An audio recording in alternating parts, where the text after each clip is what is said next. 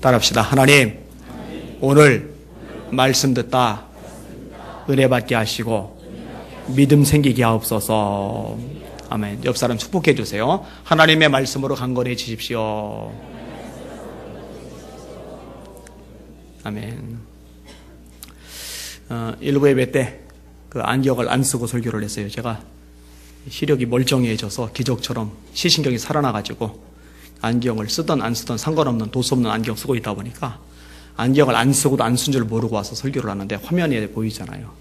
근데 안경 안 쓰고 설교하는 모습이 못 보겠더라고요. 그래서 안경을 효빈이 뭐 가져오라 해서 썼는데 화면 보니까 확실히 안경 쓴 게 좀 나은 것 같습니다.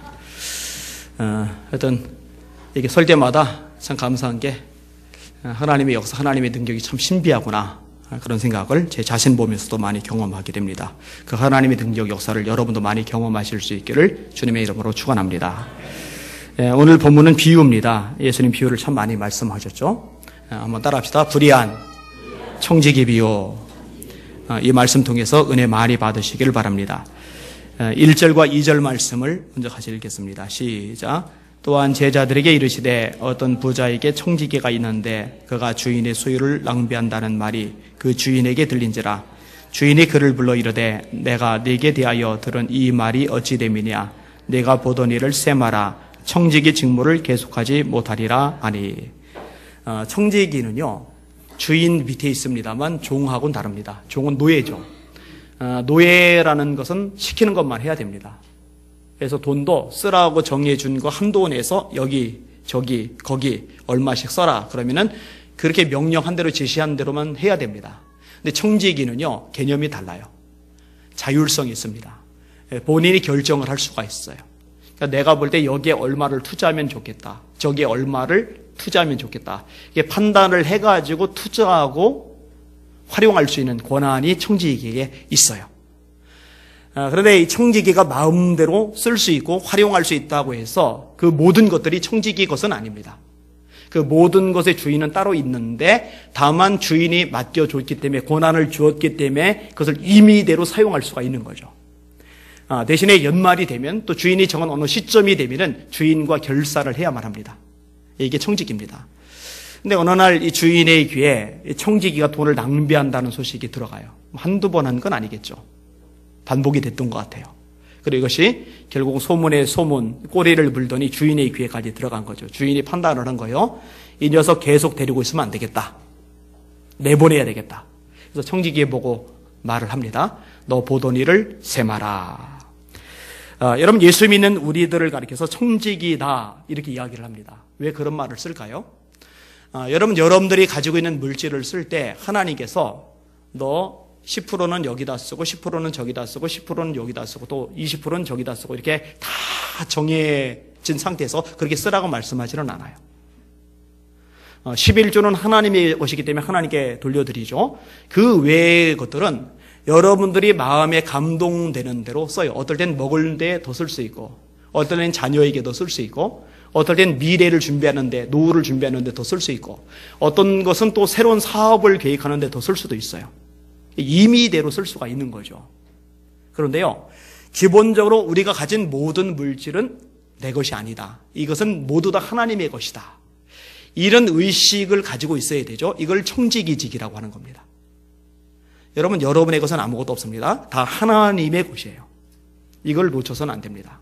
이건 기독교인의 아주 기본적인 사상입니다. 그럼 물질만 그러냐? 아니요. 물질만 그런 게 아닙니다. 여러분의 시간도 여러분의 것이 아니고 하나님의 것입니다. 한시적으로 주어진 겁니다. 여러분의 재능도 여러분의 것이 아니라 하나님의 것입니다. 여러분의 건강도 여러분의 것이 아니라 하나님의 것입니다. 하나님이 거두어 가시면은 더 이상 여러분의 것이 되지를 않아요.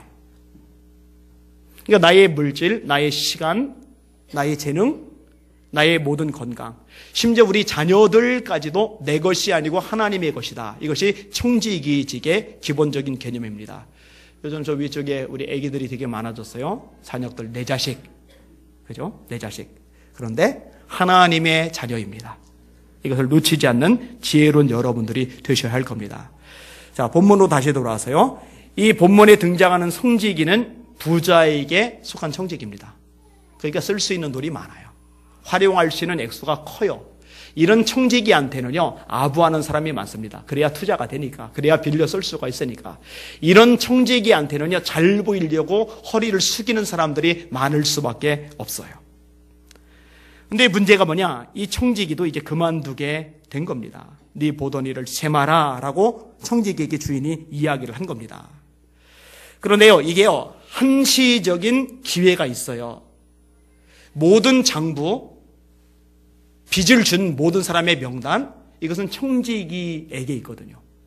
주인이 잘 모를 가능성이 많아요. 그리고 새로운 청지기를 데려온다 하더라도 이 새로운 청지기는 이 모든 재정 상황이 어떻게 연결되어 있는지 알 수가 없어요. 그러니까 네 보던 일을 세마라 라고 말한다고 해서 그날로 딱 그만두면 문제가 생기기 때문에 세마라 말하고 나서 어느 정도의 유예 기간이 있어요. 유예 기간 동안에 새로운 청지기에게 모든 업무와 장부를 인수인계를 하고서 그 기간이 차면은 이제 나가야 돼요. 이게 청지기가 처한 상황입니다. 그 나가야 되는 그 기간이 오기까지 그 기간 동안에 나간 이후의 삶을 대비를 해야만 해요. 자, 이 청지기가 대안을 생각을 해냅니다. 자, 3절에서 4절까지 같이 한번 읽겠습니다. 시작. 청지기가 속으로 이르되 주인이 내 직분을 빼앗으니 내가 무엇을 할까? 땅을 파자니 힘이 없고 빌어먹자니 부끄럽구나.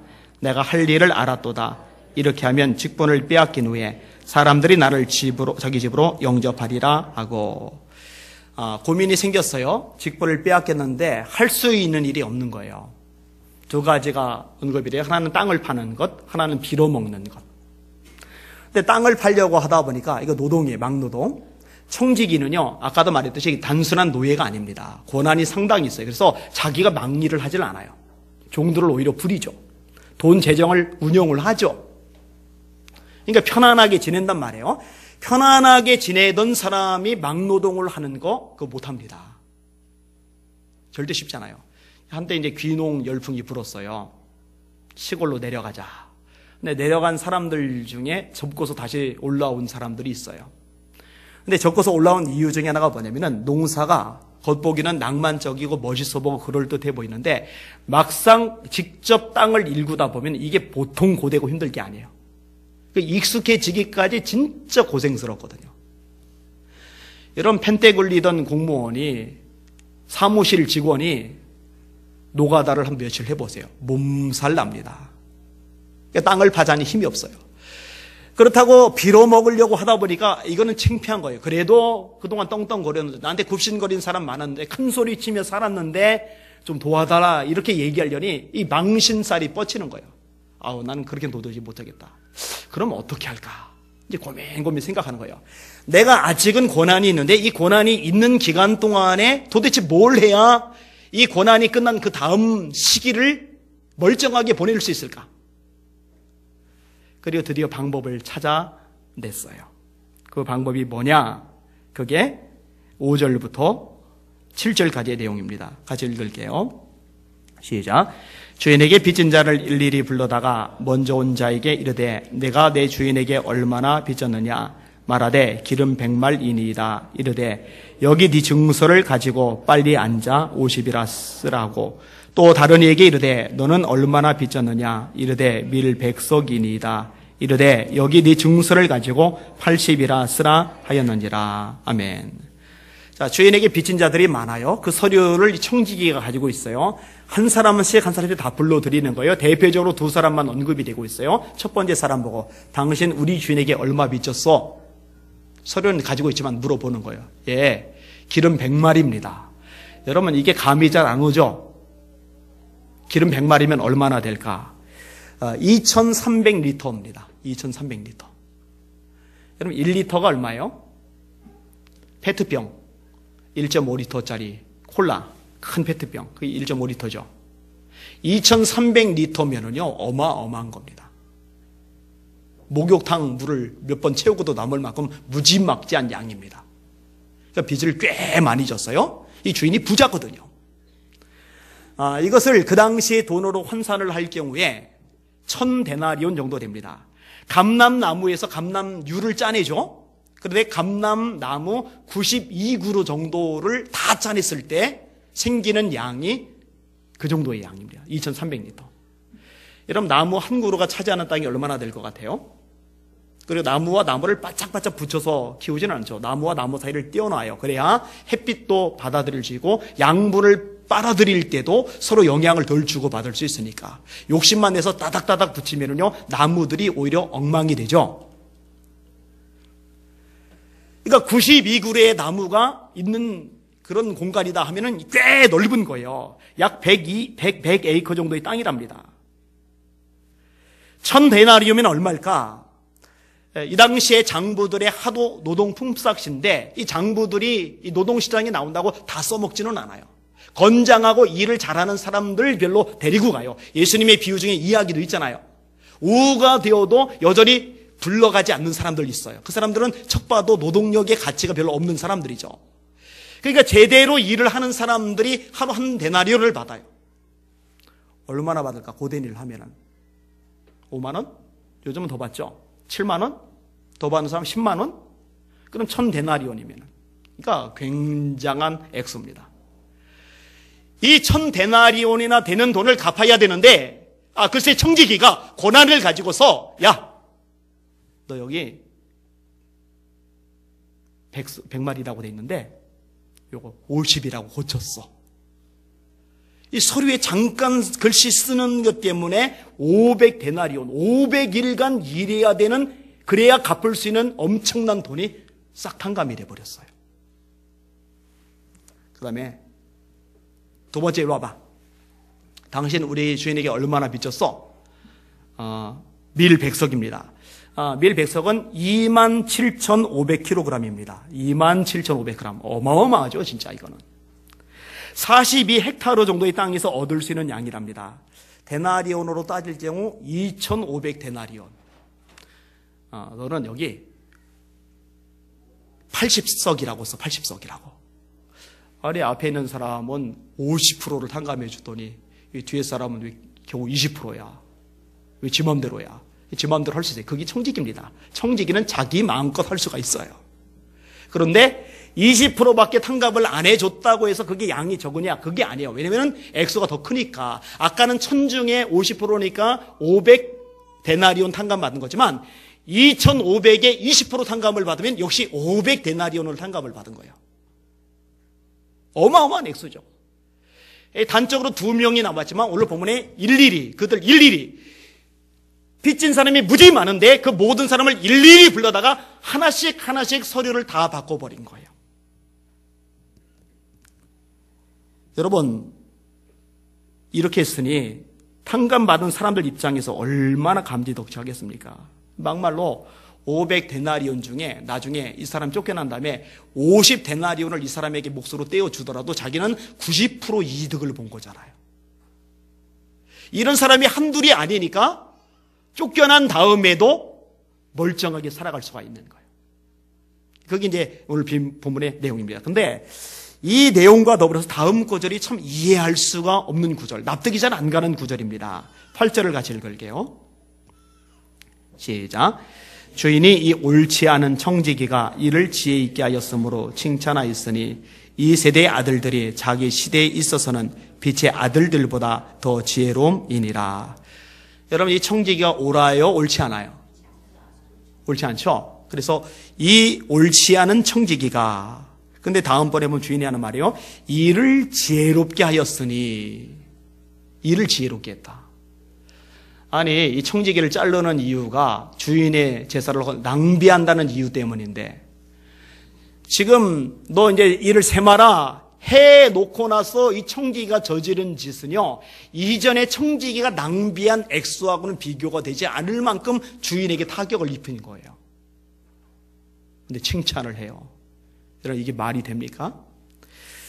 여러분, 비유를 풀어나갈 때요, 이 비유를 고지고대로 다 풀면 안 되는 이유가 여기에 있어요.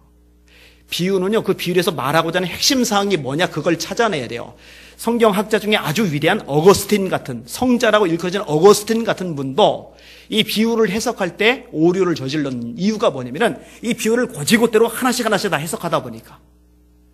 그래서 이 비유 풀이에서 문제들이, 이단들이, 말썽들이 많이 나타나기도 하는 거예요. 이 비유는요, 말하고자 하는 핵심이 뭐냐? 이걸 찾아내는데 초점을 맞춰야 돼요.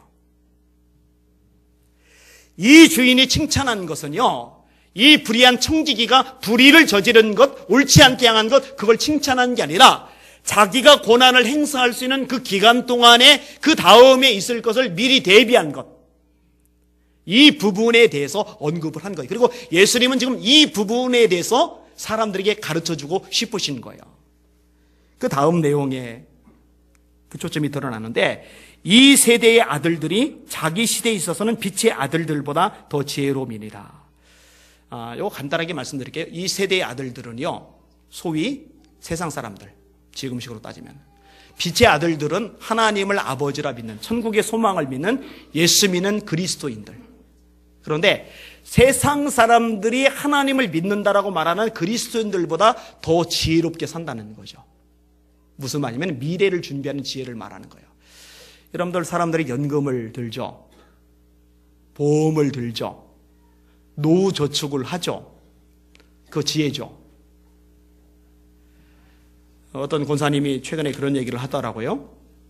자식들 절대로 미리 유산 안 준다고. 그래서 제가 잘 하셨다고. 미리 주시면은 주시는 즉시로 찬밥 신세된다고. 준 다음부터 어느 정도까지는 약발이 좀 맥히는데 그 약발이 떨어지는 데가 있어요. 예, 그러면은 이제 찬밥 신세되죠. 근데 손에 쥐고 있으면은 그거 받을 생각에 라도 좋지 못한 동기에서라도 잘 보이려고 하는 경우가 있으니까. 참 가슴 아픈 일이지만 현실이기도 합니다. 미리 물려주고 나서 자녀들의 마음이 바뀌니까 그거 되돌려달라고 소송을 해가지고 그것 때문에 법정에서 싸우는 어머니와 아들의 기사를 제가 읽은 기억이 있거든요. 액수가 꽤 크긴 합니다만. 참 가슴 아픈 일입니다. 아무튼 다음을 위해서 준비하는, 대비하는 이런 지혜가 있어요. 그런데 하나님의 백성들, 하나님의 아들, 하나님의 딸들, 천국을 믿는 사람들이 이 세상에서 고난이 있는 동안에, 이 세상에서 기회가 있는 동안에 그 다음 세상, 영원한 세상에서의 준비를 해야 되는데 그거에 관심이었고, 여기 지금 있는 동안, 다시 말해 청지기를 셈하고 이제 마무리를 지을 시점이었는데 요 기간 동안에 누릴 수 있으니 그냥 거기에만 관심을 가지고 있다면 얼마나 어리석겠어요. 요 기간 동안에 다음 것을 준비해야 되는데, 이 세상 사는 동안에 다음 세상 천국의 삶을 준비해야 되는데, 우리 사랑하는 예수 비전교 성도들은 그 지혜를 소유하실 수 있기를 주님의 이름으로 축원합니다. 그 지혜가 있으셔야 합니다. 여러분, 이 세상이 다가 아니고 천국이 있다는 거 정말로 믿으시면 아멘. 죽음은 끝이 아니고 영원한 삶이 예비되어 있다는 것을 믿으시면 아멘. 여러분, 만약 그거를 믿지 않는다면요, 교회 다닐 필요 없어요. 신앙생활 하실 필요 없어요. 세상에서요, 사기치든 등쳐먹든 그냥 돈 많이 버는 게 최고입니다. 요즘 세상은요, 돈이 최고예요. 돈이. 막말로 돈만 많으면요, 편안하게 넉넉하게 대접받으며 큰소리치며 살 수가 있어요. 뭐 도덕적인 거 뭘 따집니까? 일단 많이 벌어서 그냥 살다가 죽어서 한 줌의 흙으로 끝나고 나면은 그냥 잘 먹고 잘 사는 게 최고라고 생각해도 그거 누가 뭐 탓하겠습니까? 그러나 성경은요, 이 세상이 다가 아니고 영원한 세상이 있음을 말합니다. 천국이 있고 지옥이 있어요. 예수님이 직접 하신 말씀입니다. 여러분, 천국에 다 가실 수 있기를 주님의 이름으로 축원합니다. 이 세상 사는 동안에 천국 갈 준비를 하셔야 돼요. 여러분, 일단 천국에 가셔야 되는데 천국에 갈 수 있는 유일한 길이 예수 그리스도이십니다. 하나님이 계신 곳이 천국이죠. 아버지께로 갈 수 있는 유일한 길이 예수 그리스도 한 분이십니다. 따라합시다. 내가 곧 길이요 진리요 생명이니 나로 말미암지 않고는 아버지께로 올 자가 없느니라. 여러분, 예수님을 통하지 않고 천국에 갈 수 있는 길, 하나님께로 갈 수 있는 길은 없습니다. 아무 종교나 믿으면 된다, 헛소리 하지 말라고 그래요. 마리아 믿으면 된다, 정신 차리라고 그래요. 착한 일 하면 된다, 웃기는 소리 하지 말라고 그래요. 착해봐야 자기가 얼마나 착합니까? 착한 일 한다고 이전에 지은 죄가 없어집니까? 여러분, 사람이 심판을 받는 이유는, 죽음이 찾아오는 이유는, 영원한 지옥 형벌에 떨어지는 이유는 딱 한 가지입니다. 죄입니다. 죄. 암보다 에이즈보다 무서운 게 죄예요. 이 죄는 하나님의 심판을 당기거든요. 죄의 삭은 사망입니다. 죽음에서 끝나는 게 아닙니다. 죽음의 심판이 있어요. 이 죄를 해결해야만 합니다. 근데 이 죄를 해결할 방법이 착한 일로 안 돼요. 종교활동으로 안 돼요. 이런저런 고행으로 안 돼요. 온갖 잡동사니 믿어도 안 돼요. 그래서 하나님이 독생자 예수님을 이 땅에 보내시고 우리 모든 죄를 짊어지고 십자가에 죽게 하신 거예요. 이게 성경에 예언되어 있죠. 그가 찔림은 우리의 허물을 인함이요, 그가 상함은 우리의 죄악을 인함이라. 그가 징계를 받음으로 우리가 평화를 누리고 그가 채찍에 맞음으로 우리가 나음을 입어도다. 우리는 다 양 같아서 그릇 행하여 각기 제 길로 갔지만 하나님께서는 우리 무리의 죄악을 그에게, 예수에게 담당시키셨도다. 아니, 하나님의 아들인데 능력이 많은데 풍랑도 잠잠케 하시는데 천사들 호령해서 다 불러 모을 수 있는데, 아니 왜 그 능력 많은 하나님이, 죄도 없으신 하나님의 아들이 자기가 창조한 피조물의 손에, 인간의 손에 빨가벗긴지에 채찍 맞고 창에 찔리고 매달려서 비참하게 죽임을 당하냐 이거죠. 왜 이런 말도 안 되는 일이 발생하느냐 이거죠. 저를 위해서예요. 여러분을 위해서예요. 그래서 요한복음 10장에 보면은 나는 양들을 위해서 목숨을 버리노라 되어 있어요. 빼앗기는 것이 아니라 버리시는 거예요. 이 죄값을 담당해서 죽어야 되는데 사람 중에 죄 없는 사람은 아무도 없어요. 대신 우리 짊어질 사람이 아무도 없어요. 그래서 하나님의 아들이 친히 사람의 몸을 입고 이 땅에 오셨고 우리 모든 죄를 친히 짊어지고 십자가에 죽으신 거예요. 그래서 예수라는 이름의 뜻 자체가 자기 백성을 저희 죄에서 구원할 자란 뜻이에요. 여러분, 세상에 예수님 말고 어떤 종교의 창시자가, 어떤 위대한 인물이, 사상가가 우리 죄를 대신 짊어지고 죽었습니까? 아무도 없어요. 아무도. 그래서 예수님이 말씀하신 거예요. 당당하게. 내가 곧 길이요 진리요 생명이니 나로 말미암지 않고는 아버지께로 올 자가 없느니라. 예수님을 여러분 인생의 주님으로 영접하실 수 있기를 바랍니다. 예수님을 여러분의 구주로 믿으실 수 있기를 주의 이름으로 축원합니다. 영접하는 자, 곧 그 이름을 믿는 자들에게는 하나님의 자녀가 되는 권세를 주셨으니, 예수님을 여러분의 주님으로 믿으시면 아멘. 그러면 여러분에게 하나님의 자녀 되는 권세가 있는 줄 믿으시길 바랍니다. 요한복음 3장 16절 다 같이 시작. 하나님이 세상을 이처럼 사랑하사 독생자를 주셨으니 이는 저를 믿는 자마다 멸망치 않고 영생을 얻게 하려 하심이니라. 여러분이 이 세상 사는 동안에, 목숨이 붙어있는 동안에, 청지기일이 끝나기 전까지 해야 될 가장 중요하고 가장 급한 일은 예수 그리스도를 여러분 인생의 구주로 영접하는 일입니다. 이보다 급하고 이보다 중요한 일은 없어요. 세상의 모든 것 다 가져도 이거 안 돼 있는 사람은 여러분 불쌍히 보셔야 돼요. 저는 그래서 우리나라 대기업의 기업가들 불쌍하게 봅니다. 저보다 돈은 억수로 많을지 몰라도 저는 그 영혼들 불쌍해요. 왜냐하면 그 돈 때문에 오히려 예수 믿을 길이 더 줄어들기 때문에. 부자가 천국 가는 게 낙타가 바늘기로 들어가는 것보다 더 어렵다고 그랬잖아요. 왜냐하면 의지할 게 많아요. 기댈 게 너무 많아요. 하나님이 안 보여요. 그러니 그렇게 살다가 영원한 멸망 속에 빠질 터이니 그 영혼 얼마나 가련하고 불쌍합니까? 부러워하지 마세요. 좋은 차 탄다고, 넓은 집 산다고, 통장 잔고가 무지막지 많다고, 주식이 엄청나다고 부러워하지 마세요. 그 영혼 불쌍히 여기실 수 있기를 주의 이름으로 축원합니다. 그렇게 하셔야 됩니다. 여러분, 또 하나 기억할 것이 있는데요. 자, 구원이 결정이 되었다면은 이제 이게 다가 아니에요. 구원받아서 하나님 앞에 섰을 때 이제 지옥은 안 가요. 천국 가요. 예수님이 계시니까. 근데 이제 그게 다가 아니라 예수님을 영접했기 때문에 천국에 가서 하나님 앞에 섰을 때 너 뭐 하다 왔냐라고 물으실 상황에서 제가 주를 위해서 맡겨진 사명 잘 감당하다 왔습니다. 그 다음에 주님께서 잘하였도다 착하고 충성된 종아, 이렇게 칭찬받을 수 있는 여러분들 되시기를 주님의 이름으로 축원합니다.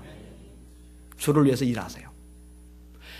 주님을 위해서 일한다라는 얘기는 하나님의 말씀대로 산다는 개념이 들어가 있고, 또 하나 이 교회를 위해서 일하는 것도 주님을 위해서 일하는 겁니다. 왜냐하면 교회는 주님의 몸이기 때문에.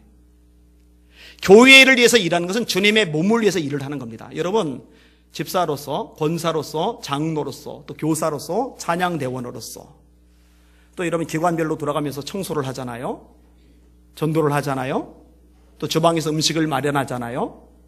또 이렇게 다양한 역할들을 감당하잖아요. 이런 모든 것들을 하나님께서 기뻐하시는 줄 믿으시길 바랍니다. 그리고 여러분들에게 주어진 재능이 있죠. 그 재능을 주님을 위해서 쓰셔야 돼요. 그게 5달란트, 2달란트, 1달란트 받은 사람의 이야기죠. 1달란트 받은 사람 땅에 묻어뒀어요. 주님이 뭐라고 말합니까? 이 무익한 적을 바깥 어두운 데에 내어 쫓으라. 거기서 이를 갈며 슬피 울미 있으리라. 5달란트 받은 사람과 2달란트 받은 사람은 그 재능을 주님을 위해서 쓰는 거예요. 거기 주인이 보면은 떠나가요. 떠나갔다가 다시 와요. 이거 예수님을 말하는 겁니다. 예수님이 승천하셨어요. 그리고 재림하셔요. 이 승천하시고 재림하시는 그 기간 동안에 우리에게 기회가 있는 거예요. 이 기회 동안에 저에게, 여러분에게 있는 재능을 쓰는 거예요. 여러분, 재능이라는 것도요, 늘 쓸 수 있는 게 아닙니다. 머라이어 캐리가 세계적인 가수죠. 노래 잘 부르잖아요. 근데 나이 들었어요. 얼마 전에 내한 공연을 했어요. 네티즌들이 욕을 바가지로 써놨더라고요. 노래를 너무 못했거든요. 목이 노쇠했어요. 여러분, 축구 잘하는 선수들 있잖아요. 호나우두니, 메시니, 우리는 박지성 선수, 박주영 선수, 박씨들이 잘하네. 근데 여러분, 50 넘어서까지 현장에서 뛰는 축구 선수 있어요? 봤어요? 축구 선수들은 30 정도 되면은 이미 이제 한계고, 그다음부터 이제 점점 기울죠. 50 넘어서 뛰는 선수들 없습니다. 50 넘으면은요, 못 뛰어요. 숨 차가지고. 기간이 있어요, 기간이. 여러분, 농구 선수들도 그렇죠. 마이클 조던 같은 천재적인 농구 선수도요, 50 넘고 60 넘어서 못합니다. 여러분, 60 넘어가지고 덩크슛 하다가는 허리 작살납니다. 이게 굳어지기 때문에 어쩔 수 없어요. 리듬 체조 선수들이요, 막 허리가 무슨 뒤로 막 휘잖아요. 막 빙빙빙빙 막 돌고 그러잖아요. 60 넘어서 그러다가는 병원 실려가죠. 그죠? 왜냐면 뼈가 석화되기 때문에, 굳어져 버리기 때문에. 여러분들에게 있는 재능을요, 영원히 가지고 있지 못해요. 어느 한시적으로 가지고 있어요. 가지고 있는 동안, 그게 잘 활용되는 동안, 그 동안에 주님을 위해서 열심히 쓰실 수 있기를 주님의 이름으로 축원합니다. 여기 앉아 계시는 한선희 권사님이 성대 결절이 오셨대요. 그래서 찬양대 석에 서 계시다가 이제 목이 아파가지고 지금 여기로 이제 내려가 계시는 거예요. 그죠?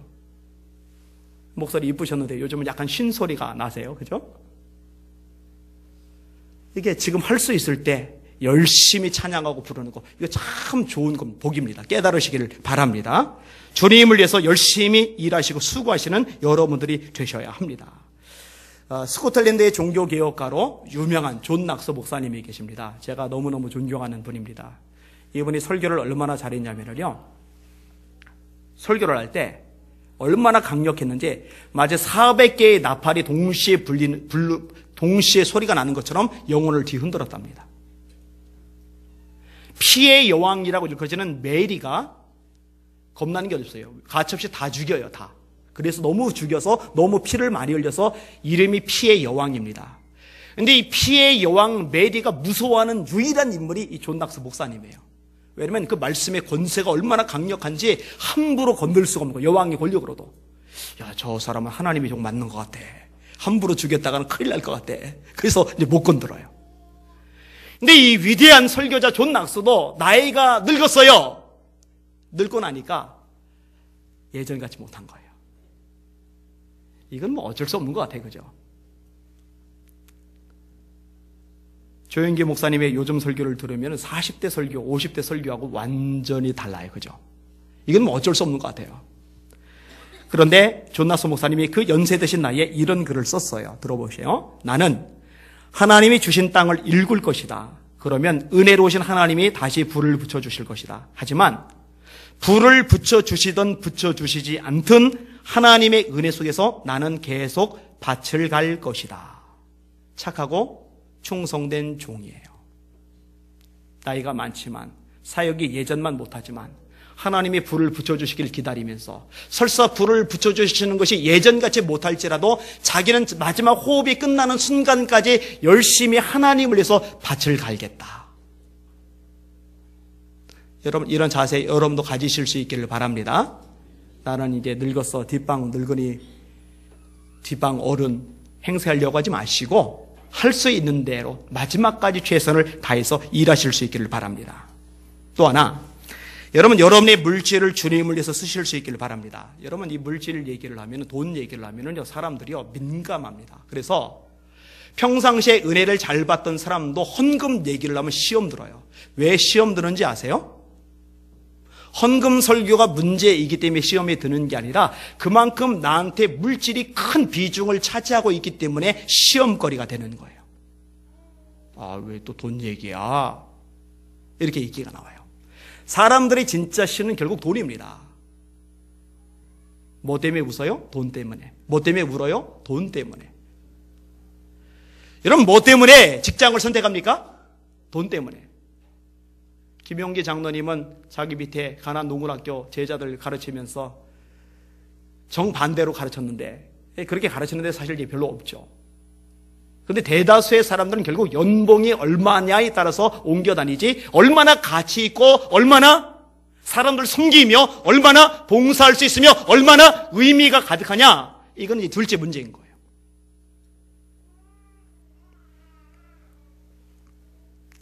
근데 적어도 예수님을 믿는 여러분들은 돈보다는 가치에 관심과 강조점을 두셨으면 좋겠습니다. 잘난 척 하나 할게요.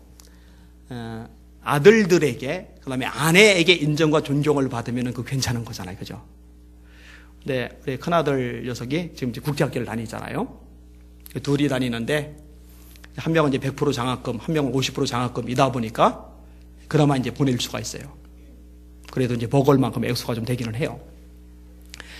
근데 보니까 그 정도 학교 보낼 만한 부모들은 전부 다 배경이 괜찮은 거예요.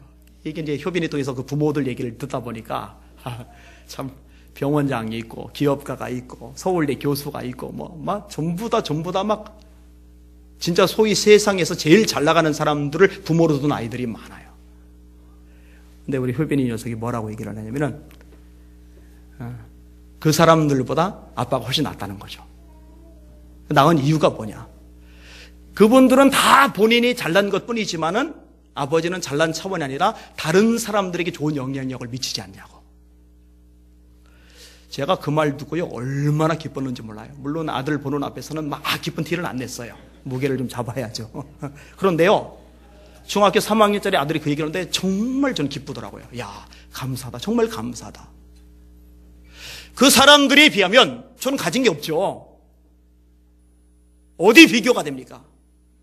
병원장하고 목사하고 어디 비교가 됩니까? 기업가하고 어디 비교가 됩니까? 그런데 돈을 많이 버는 것보다 더 가치 있는 일, 사람들에게 선한 영향력을 끼치는 일, 저는 그거 하나로 만족해요. 그게 훨씬 낫다고 생각해요. 왜냐하면 하나님 앞에 섰을 때 하나님은 내가 얼마나 많이 가지고 얼마나 많이 벌었느냐를 물으시지 않고 어떻게 살았느냐를 물으실 것이기 때문에. 그러면 많이 버는 게 나쁜 거냐? 그건 아니에요. 많이 번 걸 가지고 어떻게 쓰느냐가 중요한 거죠. 여러분, 하나님을 위해서 쓰실 수 있기를 바랍니다. 어려운 사람 도와주세요. 그거 천국에다 재물 쌓는 겁니다. 선교하는데 여러분의 물질을 쓰실 수 있기를 바랍니다. 그 하나님 앞에 쌓아놓는 겁니다. 너희 보물을 이 세상에 쌓아놓지 말고 천국에 쌓아놓으라 했잖아요. 세상에서는 날아갈 때가 있지만 하나님 나라에 쌓아두면 날아가지 않는데 그게 어떻게 가능하냐? 통장을 수의 속에 집어넣고서 아니면 금괴를 만들어서 관에다 집어넣고서 그리고 천국에 가져가는 게 아니라 이 세상 사는 동안에 하나님이 원하시는 대로 여러분의 물질을 쓰면은 그것이 하늘나라에 쌓아두는 것인 줄 깨달으시기를 바랍니다. 1960년대 서울 독립문교회 평안도가 고향인 장로 한 분이 계셨습니다. 이분이 이제 이북분이신데 홀몸으로 월남을 하셨어요. 여주 지방에서 머슴살이를 하다가 사촌 동생을 만나서 서울로 옮깁니다. 그리고 사촌 동생을 도와서 사업을 크게 발달시켜요. 그러니까 사촌 동생이 형하고 같이 일을 하는데 보니까 인격이 훌륭한 거예요. 어떻게 이렇게 훌륭할까? 보니까 신앙 때문이에요. 그래서 형, 나도 예수 믿고 싶어. 그래서 이제 신앙생활을 잘 해요. 그리고 사업이 번창하고 그거 아무래도 형 덕분인 것 같으니까 형에게 상당수의 돈을 줘요. 그래서 이 장로님이 졸지에 돈이 많아졌어요. 돈이 많아지면 쓸 데가 많죠. 그런데 이분은 중심이 하나님께 가 있어요. 자기를 위해서 쓰는 게 아닙니다. 여러분, 지금도 어려운 교회들 많습니다. 60% 정도가 미자리 교회랍니다. 미자리 교회라는 얘기는 1년 경상비가 3천만 원 이하. 한 사람의 연봉이 아니라 교회 전체에 나오는 헌금이 3천만 원 이하. 그러면 이제 목사님에게 갈 수 있는 돈은 없죠. 그래서 요즘에요, 투잡을 하는 목사님들이 그렇게 많답니다. 택시기사 한다든지 택배를 한다든지. 택시기사와 택배가 제일 많대요. 참 가슴 아픈 일이죠. 요즘 목사들 돈 많이 버네? 대형 교회가 얼마나 됩니까, 솔직히. 이상한 논리들이 막 세상에 많이 퍼졌어요. 대다수의 목회자들은요, 그렇지 못해요.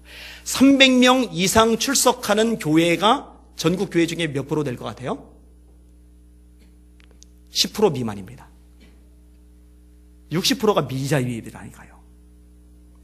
근데 옛날에는 오죽했겠어요. 옛날에는 더 심했죠. 근데 이 장로님이 돈이 생기니까 20개의 교회를 혼자서 책임을 졌어요. 여러분 가운데도 그런 장로님들 생기시길 축원합니다. 아멘 소리 안 나오는 거 봐요. 복도 못 받죠, 그러니까. 아멘 제대로 하라니까. 믿음으로 받아들이라니까. 여러분들 가운데 그런 권사님들 나오시길 축원합니다. 권사님들 중에는 많이 나오겠네. 여러분들 가운데 그런 집사님들 많이 나오시길 주의 이름으로 축원합니다. 그죠? 그렇게 사는 거예요. 그렇게. 또 하나 생각해 볼게요. 여러분, 하나님 앞에 서게 될 거라면은 지금 있는 기간 동안에 그분 앞에 서기 전에 내 영혼을 잘 가꾸셔야 돼요. 요한 1서의 말씀인데, 그의 나타나심을 사모하는 자마다, 재림을 말하는 거예요. 그의 나타나심을 사모하는 자마다 그의 깨끗하심과 같이 자기를 깨끗하게 하느니라. 예수님이 재림하세요. 신랑이라고 그래요. 우리는 신부라고 그래요. 이게 열처녀의 비유이죠. 그럼 신부가 언제 제일 예쁜지 아세요? 시집가는 그날. 제가 봐도요, 제 아내가 저한테 시집 오던 그날이 제일 예뻤어요. 그 이후로는 그날같이 예쁘진 않더라고요. 몸매도요, 그날 제일 났어요. 이 웨딩 드레스를 입기 위해서 살을 뺀 거죠. 그 이후로 그전과 같은 몸매를 가져본 적이 없어요, 보니까. 화장도 신부 화장을 하고, 머리도 상당히 이제 공을 들이고, 거기다 웨딩 드레스까지 입으니까 참 괜찮아요. 여러분, 신랑을 맞이하는 그날 아름답게 하잖아요. 그날 얼굴에 검댕이 묻히고 시집가는 여자 있어요? 아무거나 누더기 같은 옷 입고서 시집가는 여자 있어요? 머리 대충 산발해서 귀신 사촌처럼 해고서 그리고서 시집가는 여자 있어요? 안 그래요. 그날만큼은 잘 준비한단 말이에요. 마찬가지로 예수님이 오시는 그날 우리는 신부로 그분에게 들림받을 텐데, 그날을 위해서 우리의 영혼을 아름답게 가꿔야 돼요. 여러분의 영혼이 찬란하게 아름답게 멋지게 가꿔지실 수 있기를 주님의 이름으로 축원합니다. 외모만 가꾸지 마시고 양악수술, 쌍꺼풀 수술, 기타 등등 수술하는 것만 신경 쓰지 마시고, 여러분의 영혼, 외모보다 더 중요한, 더 가치 있는 여러분의 영혼이 아름답도록, 깨끗하도록, 거룩하도록, 성결하도록, 하나님 보시기에 찬란하도록 가꾸어 나가실 수 있기를 주님의 이름으로 축원합니다. 지난 금요일날 말씀드린 대로 성령의 9가지 열매가 여러분 영혼에 맺히셔야 돼요. 사랑, 희락, 화평, 인내, 자비, 양선, 충성, 온유, 절제. 이런 열매들을 무럭무럭 맺어가실 수 있기를 주님의 이름으로 축원합니다. 말씀을 맺겠습니다.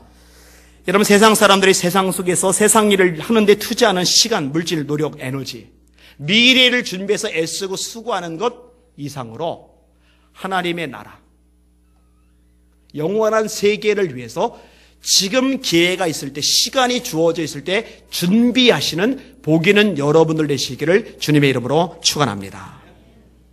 제일 첫 번째 준비가 뭐였어요? 구원받으세요. 사랑하는 여러분, 구원받으세요. 아직까지도 예수님이 인생의 주님이 아니신 분들, 예수님을 여러분의 주님으로 영접하시길 바랍니다. 예수님이 여러분 안에 계시지 않으면은 여러분이 아무리 착해도, 여러분이 아무리 교회 생활을 해도, 여러분이 아무리 헌금을 많이 해도, 여러분이 아무리 다른 사람의 인정을 받아도 천국 못 가요. 죄가 해결되지 않았기 때문에. 예수의 십자가, 예수의 피 외에는 여러분의 죄를 씻을 것이 없습니다. 그 예수님을 영접하실 수 있기를 주님의 이름으로 축원합니다. 이 구원이 결정이 되셨다면은 천국은 보장됐을 테니까 천국에 갔을 때 하나님 앞에 섰을 때 그분에게 칭찬받는 삶이 되도록 지금 준비를 하시기를 바랍니다. 여러분의 물질로, 여러분의 건강으로, 여러분의 재능으로, 여러분의 시간으로 여러분이 하나님 앞에 섰을 때 칭찬 듣는 일에 지금 이 세상 속에서 투자하시고 헌신하시고 땀 흘리시고 애쓰실 수 있기를 주님의 이름으로 축원합니다. 그래서 주님 앞에 섰을 때 저도 여러분도 칭찬 듣는 삶이 되기를 원합니다. 기도하겠습니다. 말씀 생각하면서 합심하여 기도하겠습니다. 하나님,